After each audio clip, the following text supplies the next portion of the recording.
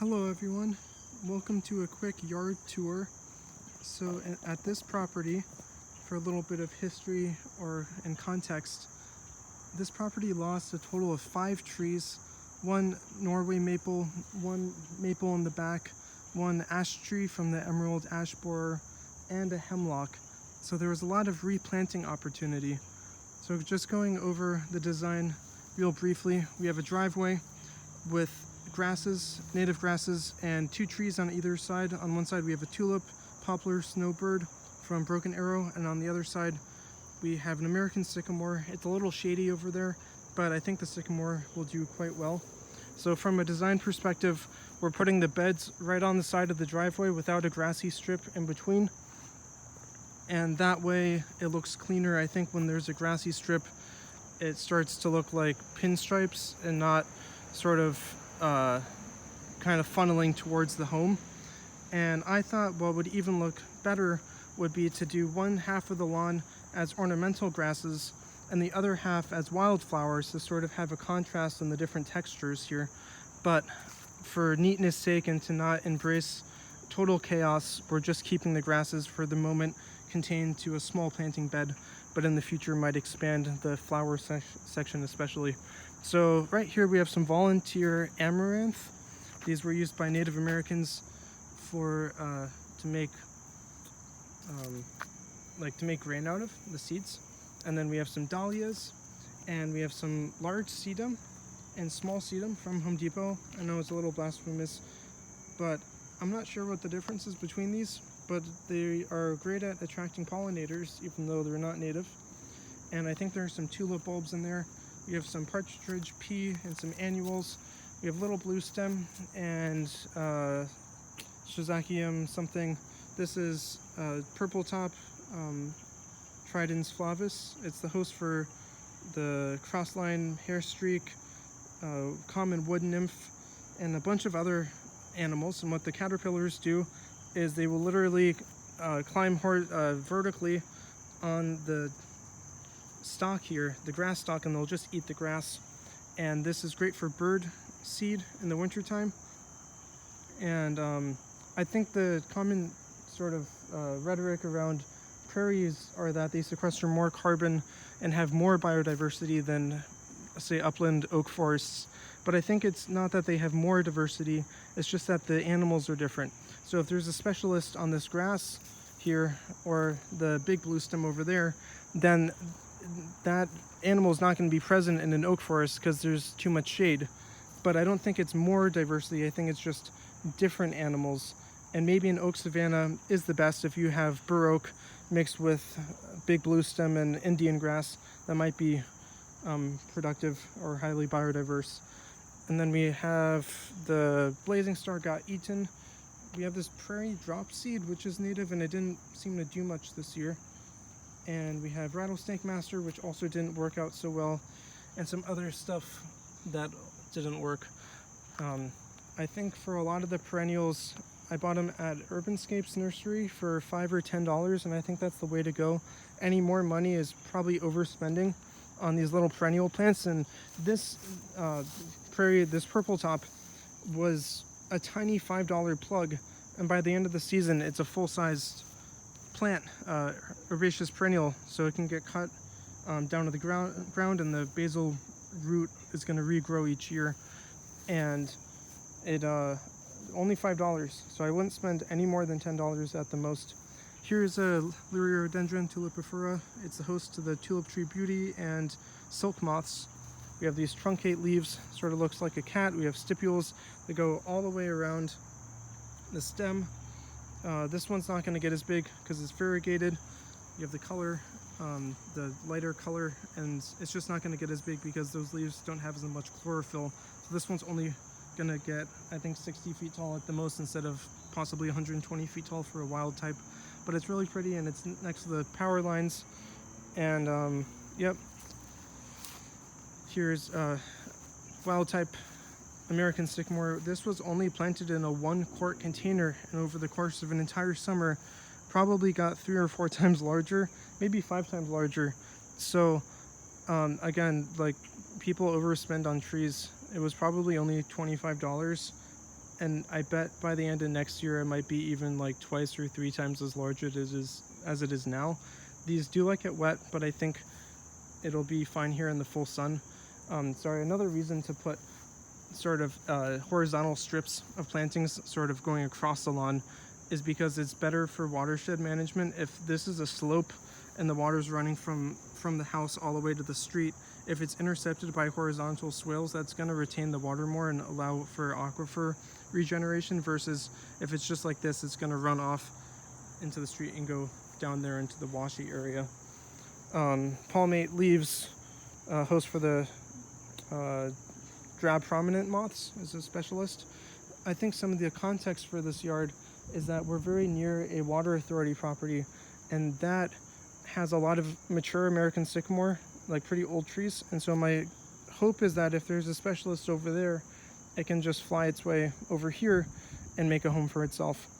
And our leaf management strategy for this yard is just to put all the leaves in the woods and hope that the animals can find their way back, or near the house at least, and it won't be so far for them to cross. The distances won't be so insurmountable. Great bark, light colored bark. They do get the sycamore anthracnose, but I think it's going to be okay here. Over here we have a wild type red maple, just right where the Norway maple was.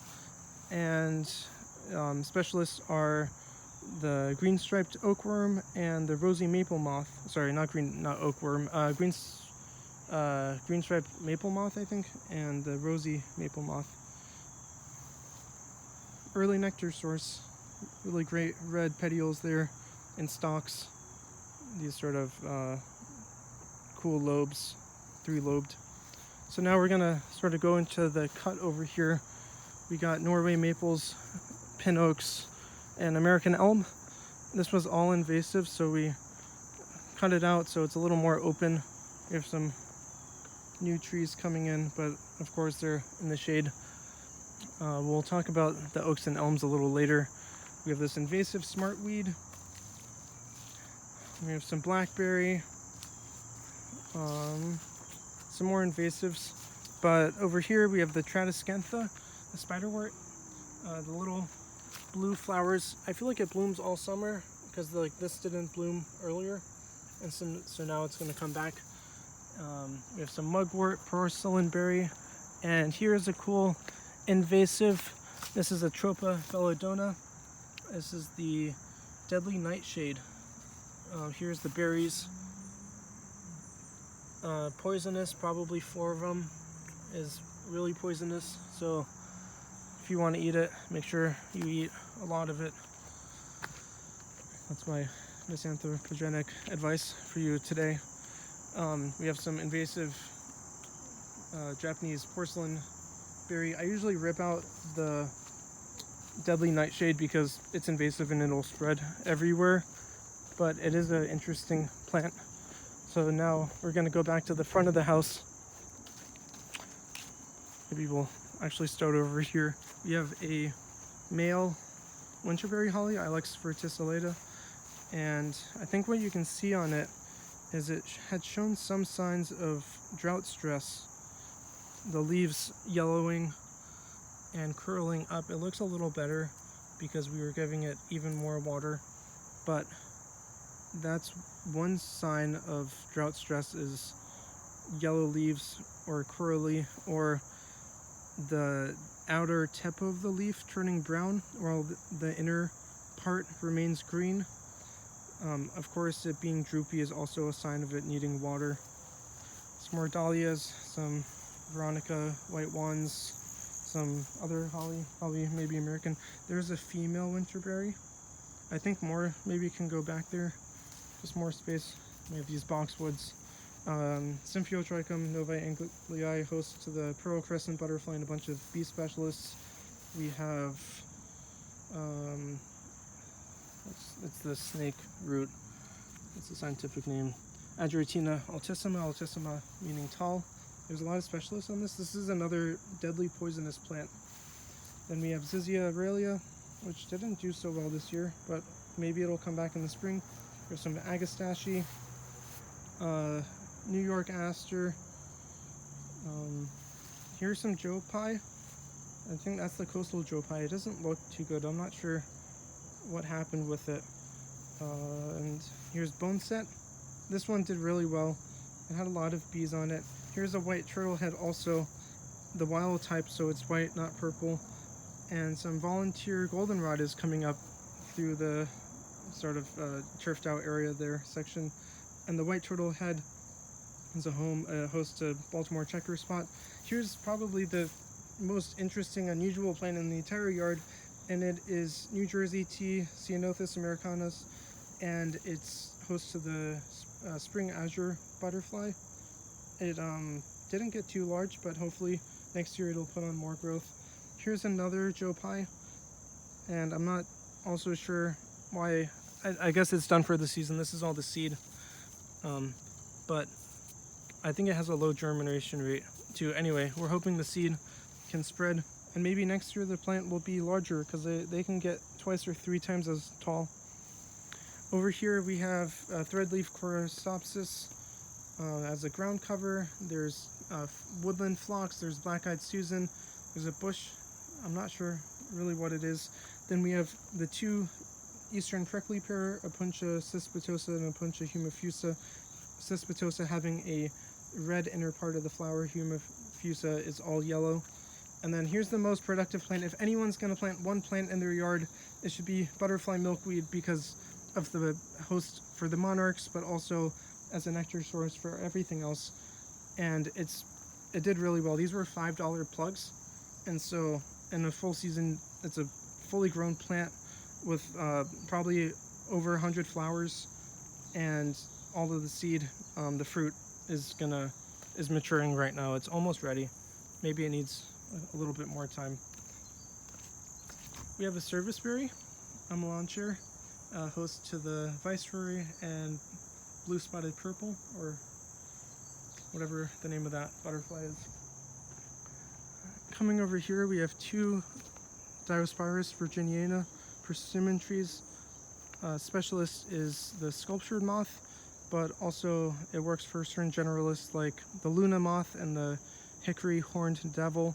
Here's another sign of a tree needing more water, being drought stressed, and it's that it loses its apical leaves because it doesn't have enough water to support sort of the higher canopy, and so it'll drop the top leaves. But I'm hoping, it's obviously going to make it, but I'm hoping next year it can start growing again from the top and doesn't need to sprout a new central leader. These are John Rick persimmons from Broken Arrow, and it's one of the best trees. Very delicious fruit. They always look droopy, so I thought this was like a sign of drought stress, but it's just how they look. Very like pendant leaves, and I think it'll take off in maybe a year or 2. We have a Baptisia. It's gonna flower. This is a late season flowering plant. There's a lot of it on the Mill River Trail. It's also just a great hedge material. Maybe do some more back here.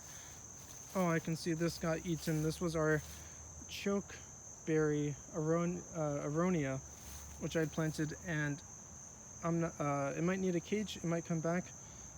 I don't like caging perennials because I think it's really silly, but maybe some woody plants can get caged. Here's Viburnum dentatum, host plant to the green marvel and 100 other species. We have Staphylia trifolia, American bladder nut. Really cool plants. They make a little nut.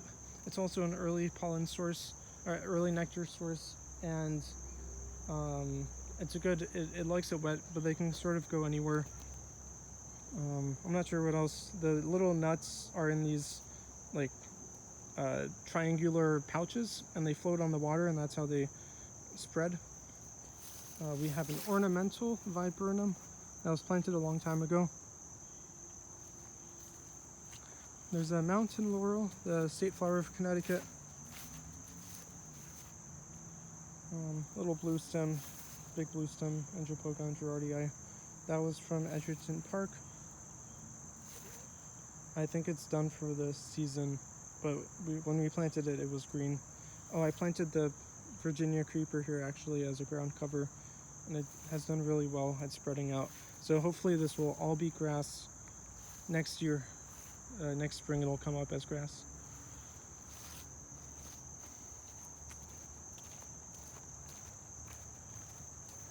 There's a little bit of burning bush mixed in here that we just couldn't remove, or we removed and it came back. But the Virginia creeper is really colorful.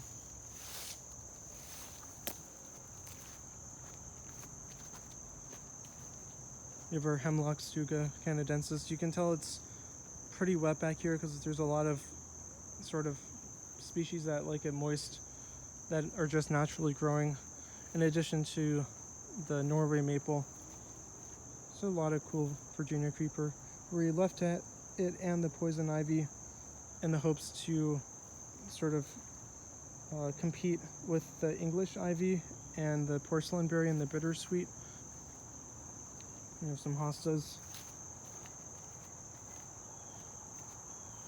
Here's the tree of heaven equipped with spotted lanternfly. And so maybe my current thinking on it is that the lanternflies are here, and so we can give them the host plant, and then like they won't go after anything important like the persimmon trees or the oaks or something. And so it seems easy to eradicate them versus the egg mat through like destroying egg masses, because they'll be plastered to surfaces, so it should be pretty easy to spot.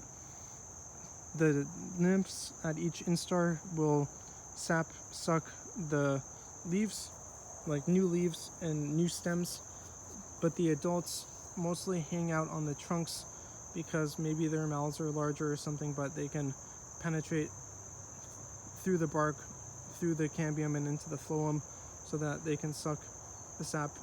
They're more on the branches, on the boughs, than on the leaves. But anyway, it's a compound leaf plant, which is cool. It's a lot of leaflets with the terminal leaflet here, and something's eating it, so I wonder if this is instar damage, but they sap suck, so I guess it might be something else that's eating it. Here we have a keystone species. This is Prunus serratina, and you can tell the light gray horizontal lenticels on it. So thinking about succession, there was a big tree here. There's the stump, it's covered in ivy, and once that tree came down, there was a lot of light, and so the diversity increased on its own naturally. Prunus is a host plant for stuff like the paddle dagger moth, and it's a keystone species up there with oaks and willows being the three most productive tree species. For our plant keystones, it's asters and goldenrod. And sort of going down the list off of keystone, you get birch trees, then deltoides, think of the common name,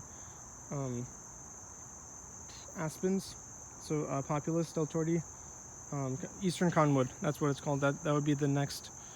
And also with the walnut, black walnut being really a good plant. And then everything else after that only has probably 20 specialists or less, and so it's really like the top three: oaks, cherry, willow, and then a couple of the other ones that comprise the majority of sort of the insect biodiversity. And here's an elm. I think it's an American elm, and of course there's like the double tooth prominent. That's a specialist on American elm, and it's, I think my only ID test is that the top seems like sandpaper. It's a cool tree. We still have a lot of bittersweet in here, but as long as there is some Virginia creeper, Virginia creeper has a lot of specialists. So the red is the Virginia creeper. To the right of that, the green is the Asiatic bittersweet. So Virginia creeper, there are specialists like the Abbot Sphinx and the so like Abbot Sphinx and some other sphinx moths. Here we have a before the black gum, we have Hawaii white running strawberry, sort of like an alpine montane running strawberry from Hawaii. And now here's a black gum. One specialist on black gum is the Hebrew moth. We have some baby oak regeneration happening, but still a lot of invasives in here, and a couple native weeds. The sassafras came in on its own, which is really cool. We have some goldenrod mixed with the invasive porcelain berry and the oak seedlings and Norway maples.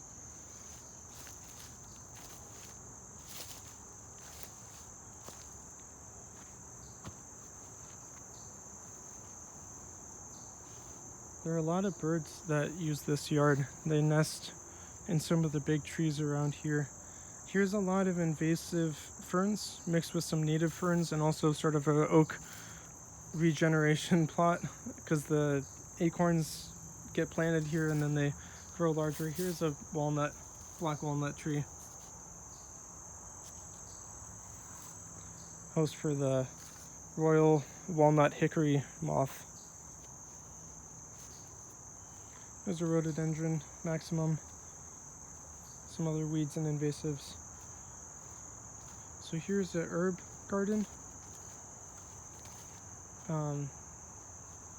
And we have a very large pin oak here. I think a lot of the babies are also pin oaks, and under that are more walnut and serviceberry. So oaks are a keystone species, which means that they have an outsized effect on ecosystem services such as watershed management, shade, and biodiversity. And probably the oaks lack defensive mechanisms which allow a lot of animals to be able to eat them, so they don't contain defensive glycosides or anything that would require like evolutionary specialization to circumvent.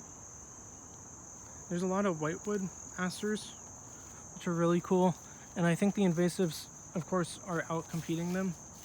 So just a couple whitewood asters, Eurybia divaricata, and really great late season.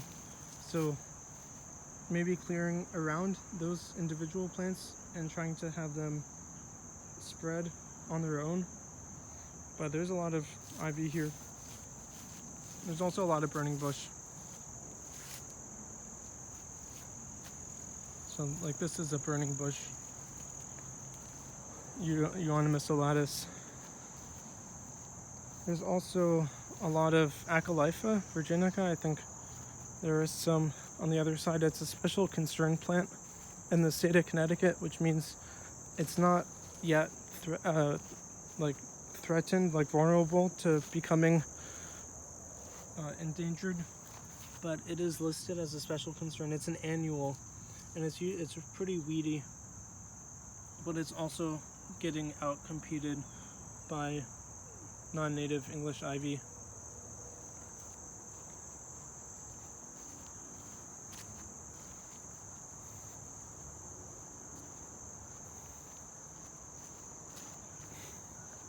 Here's a really awesome plant. Oh, sorry, I guess first you can see all of the seed on the burning bush that will probably be eaten by birds and propagated unless I come in here and cut off all the branches that have seed on them. Here's a non-native mulberry. This is the Chinese one. It didn't make any fruit this summer, so I don't know how it tastes. It might taste good, but it also might not. So maybe next summer it'll make fruit. Here's our native Sambucus. It's a elderberry. I'm not sure what type, but this is the native elderberry, and they're pretty short-lived. But here's what the leaves look like. And you can see sort of how large it gets. It's like 15 feet tall and very bushy. So you need a space that can sort of accommodate this elderberry. And it's also sort of an indicator that it's pretty moist back here when it rains, so all the water runs down. But it makes really great berries for the birds. They're out there. It's not the invasive. Let's see if we can find it.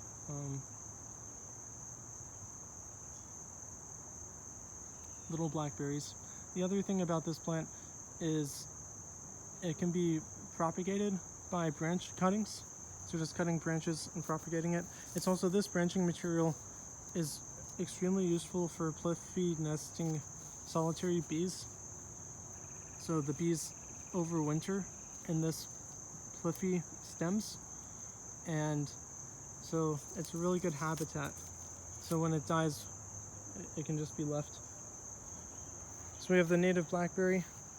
You can see the blue, smooth stems here. The blue's not coming up too well on the screen, but that one's native, unlike the Japanese porcelain berry. There's still a little bit of multifloral rose. We have pokeweed, Phytolacca americana, trying to feed a lot of birds. I think it's a really awesome plant. Here's a native, some sort of native dogwood, cornus. We're not sure what type. It might be a silky dogwood. It also just might be a Cornus florida. But it's sort of low. This was totally covered by multifloral rose. So maybe it'll recover next year. Maybe it just didn't get enough sunlight and it couldn't photosynthesize enough leaves, but and decided to senesce early to turn color. We have a little bit of invasive mustard, garlic mustard down there. It's a biannual, so I'm not too worried about that one. Here is a Hamamelis virginiana. There's it's a witch hazel. So witch hazel dagger moth is a specialist, and there are probably like 60 specialists on witch hazel. So maybe witch hazel sort of ranks among the level of like birch trees for how well it'll contribute, like how many insects rely only on witch hazel. So it's a small tree. We planted small again because I think it's the way that it'll grow really quickly when it's small, because it doesn't need to rebuild a root stock. It can just start growing, and it'll still grow 10 times more underground in the first year than above ground, but it'll be healthy in 10 years time and like really vigorously grown compared to like the ball and burlap that are used for like street trees. There's a little vinca. I wonder if someone planted it or if it's here as an invasive. We have some hickory underneath the mature black walnut. I don't see any walnuts on that tree this year, so maybe it's not making any, but very characteristic ridge and furrow bark, compound leaves. The ridges and furrows there, though, are only about 4 inches long, and they have these stops on them. So that's it's a characteristic you can use to identify it, sort of a tree attribute. Here is an American chestnut. This is a Dunstan. I think something's going at the cage, or I don't know what's up with it, but we caged it. I had a bunch of these and a lot didn't make it.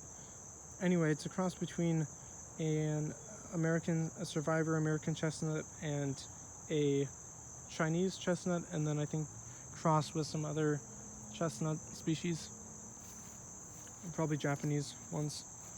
Here's a spice bush, Lindera benzoin. It looks like something took off the branches. I wonder if there's a lot of animal pressure back here, so I wonder if something just like knocked into it, because I don't think it was us. But host plant, so chief specialists are the Promethean silk moth and the spice bush swallowtail, and of course the tiger swallowtail can also use it as a host. Here's a eastern red cedar, Juniperus virginiana, and there's a couple moth specialists, but we sort of planted it back here as the winter interest, winter vitality sort of evergreen topic thing. We have goldenrod, solidago. I'm not sure what species, but there's like brown hooded outlets. That's that can eat goldenrod. It's one of our keystone plant species, and I think this is the invasive honeysuckle. So these invasives, I think the main things that they displace, so an invasive species one that has a negative impact on ecosystem function. And so I think what these species do is they first take out all the perennial wildflowers, and sort of some of the other perennials, the non-wildflowers like Sarasapa. There's other things that grow in the forest like American spikenard and other plants that will also get outcompeted, but eventually they'll climb over all the trees, and so like all the cornus were buried, even that Norway maple was buried. It would eventually take over all the pokeweed. We have another black walnut here. So here's an interesting plant. This is called autumn olive, and it makes these red berries, which are really good. This plant makes nice, great tasting fruit. So thinking of this yard as a natural space, these things just came into the yard, either from the water authority property or some other space that wasn't being managed. And I'm not sure the best management strategy for this plant is. And you can see the goldenrod is used by all sorts of bumblebees and specialist bees and little bees. But for the autumn olive, I think cutting it makes it resprout, so the only thing to do is to cut it, creating weak medusa heads that need to be recut a couple times a year, or you can do a topical herbicide that basically a stump and vine killer herbicide that will, when painted around the cambium through gravity and through translocation, will make it down into the roots and kill it at the roots. Here's another dogwood. I think this one was also buried by vines. We put something here, Cephalanthus occidentalis buttonbush. I think there's a buttonbush sphinx moth that's a specialist on buttonbush. But it's really a productive late blooming plant with lots of seed head for the birds, and it likes it wet, so hopefully it'll do well back here. We planted an elderberry. Maybe it was a little redundant, but it looks good, and I don't know. Yeah. I didn't realize that there was a full-size elderberry. Here's a currant gooseberry, Ribes americana. It's not growing quite as much as I thought, but again, it was like a really small plant when it was planted earlier in the summer, and it's already grown like twice or three times as large as it was just in 1 year. I'm not sure it needs the cage because nothing was going after it. This is like a learning process to see what needs cages and what doesn't. There's an oak. We have a couple hickories in here. So our upland oak hickory forest. I'm not sure if this is a hickory. It might be another walnut. I don't think it's a... Yeah, you know what? I think it's a tree heaven. Here's the blueberry. It got eaten so much. If it makes it, that's cool. But if not, Vaccinium corymposum. Another really productive keystone plant. Here's a Sorbus americana, the American mountain ash that will definitely be eaten unless it has a cage on it. So that was a planting mistake. I'm trying to learn what I can plant that doesn't need any cages. There was a bird's nest over there that had plastic bits in it. Definitely a sign of the Anthropocene. We have more goldenrod. There's the hickory. So our upland hardwood forest in eastern North America and Connecticut would be hickories and certain oaks, the occasional tulip tree, persimmon tree, and cucumber magnolia. So there's a lot of biodiversity in that sort of forest system, but it's probably not as much as a wet, sort of a sunny meadow mixed with prairie or an oak savanna, being different biomes that there are. And of course there aren't that many prairies because they're the areas that were most easy to develop, probably because they were flat and had good drainage so that roads could be built on them. We have a lot of mosquitoes back here.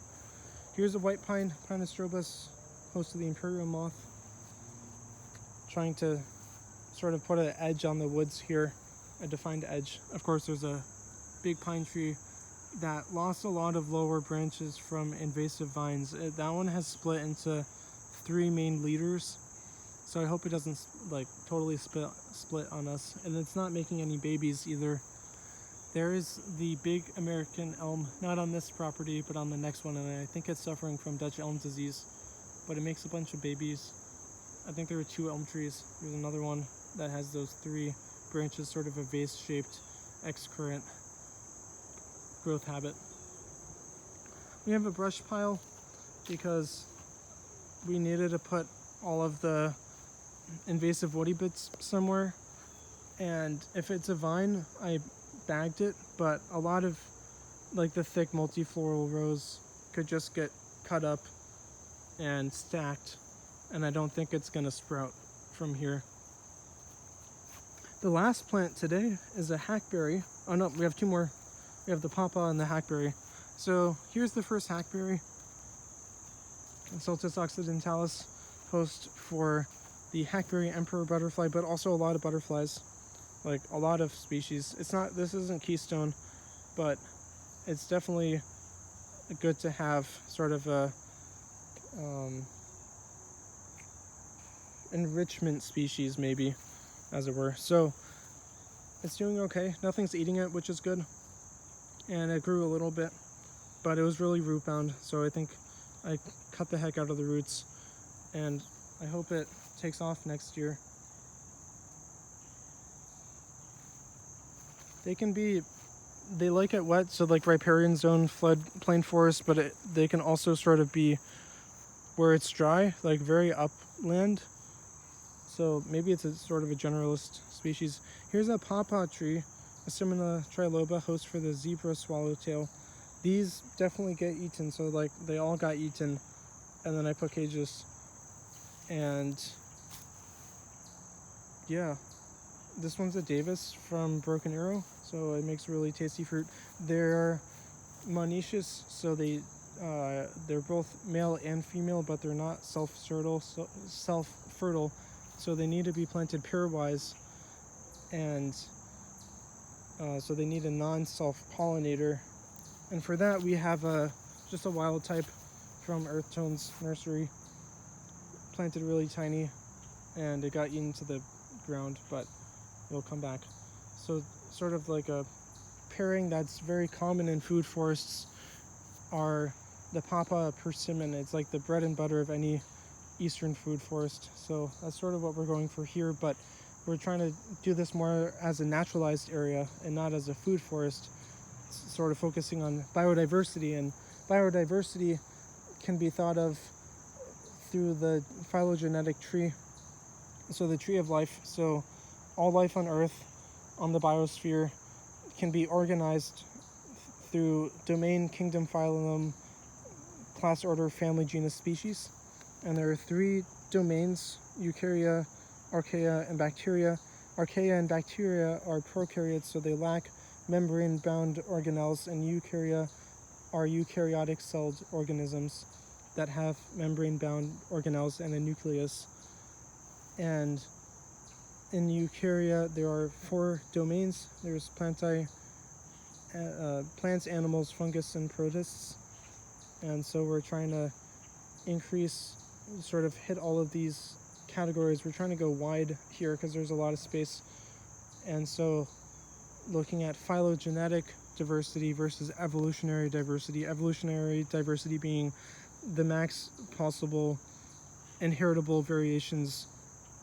Basically, what's the maximum number of species that can exist, and how, like, no matter how they're distributed, it's just like the sheer volume of it. Versus phylogenetic diversity is how many species, but also how many genus. Like, how wide is the tree? Like, how wide is the pyramid base? Like, are there like low phylogenetic diversity would be just like a couple genuses that would be like most of the percentage of the animals. But if you have high phylogenetic diversity, then there's a whole lot of genuses, and the animals are sort of spread out, the species are spread out across all of the genuses, sort of not equally, but they're not so concentrated. And so thinking about the oaks again as a keystone species,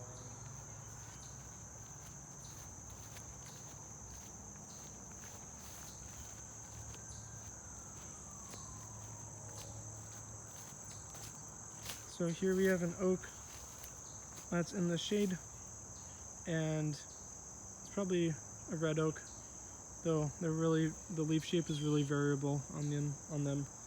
And so like this one tree can support 1,000 species because maybe there's like 500 caterpillars that are specialists, like the banded hairstreak, the Edwards hairstreak, the gray hairstreak, the white M hairstreak, and like hag moth, spun glass caterpillar, slug caterpillar, and probably and a bunch of others. So you have the caterpillars, and then you have the parasitic wasps that zombify the caterpillars. And then going up the food chain, there are other non-wasps that feed on the caterpillars, and then there are other animals that feed on the animals that feed on the caterpillars. And so you have like layers of insects that create a food web there. And then you have all the birds that eat the caterpillars, and the birds and the insects that eat the acorns. And then there's all the mycorrhizae fungi that grow in root nodules and connect to the tree underground, and so you can add those species. And then all the mammals that eat acorns. And so if you add all of that up, it totals almost 1,000 species, or more than 1,000, just on one tree. So one tree can essentially create an ecosystem around it. Anyway, so that's why oaks are really important keystone plants, and they're long-lived. We also have poison ivy, which we're leaving because it's annoying to remove, and it's also a great host plant for like the beautiful Euclida butterfly, and it makes great berries and has good fall color and is a nectar source for insects. Same with the Virginia creeper. It makes berries and has flowers that are useful to pollinators, and it can climb trees without girdling them, so it can be on the outside.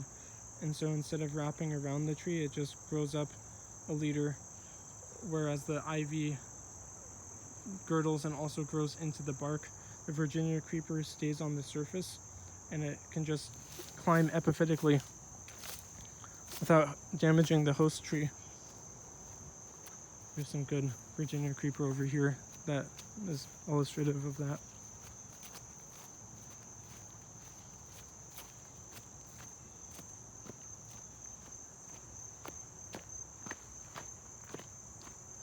We have another black gum here. So if you see, it just grows on the outside, and it doesn't strangle it at all. And it's really easy to remove in case someone does want to remove it, but it's also such a good plant for sphinx moths and for the berries. It's also just a great ground cover, something that's native and not gonna take over. Anyway, I hope you enjoyed this yard tour. Bye.